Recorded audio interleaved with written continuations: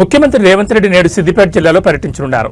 నంగునూరు మండలం నర్మెట్ట గ్రామానికి చేరుకుంటారు. అక్కడ నిర్వహించనున్న ప్రతిష్టాత్మక రైతు ఉత్సవాల కార్యక్రమంలో ఆయన ప్రధాన అతిథిగా పాల్గొని రైతు భరోసా నిధులను అధికారికంగా విడుదల చేయనున్నారు.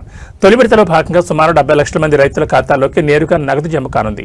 ఈ పర్యటనలో భాగంగా సీఎం రేవంత్ రెడ్డి కేవలం నిధుల విడుదలకే పరిమితం కాకుండా జిల్లా పారిశ్రామిక మరియు వ్యవసాయాభివృద్ధికి సంబంధించి పలు కీలక పనులకు శ్రీకారం చుట్టనున్నారు. నర్మెట్లో నిర్మించిన టీజీ ఆయిల్ ఫామ్ కర్మాగారాన్ని ఆయన ప్రారంభించనున్నారు. దీంతో పాటు ఆయిల్ ఫామ్ రిఫైనరీ యూనిట్ కు శంకుస్థాపన చేయడంతో పాటు జిల్లాలోని ఇతర పెండింగ్ అభివృద్ధి పనులకు కూడా పునాదిరాలు వేయనున్నారు. కార్యక్రమం అనంతరం అక్కడే ఏర్పాటు చేసిన భారీ బహిరంగ సభలో ముఖ్యమంత్రి ప్రసంగించనున్నారు. రైతు సంక్షేమం కోసం ప్రభుత్వం తీసుకుంటున్న చర్యలు, భవిష్యత్ ప్రణాళికలు, జిల్లా అభివృద్ధిపై ఆయన కీలక ప్రకటన చేసే అవకాశం ఉంది.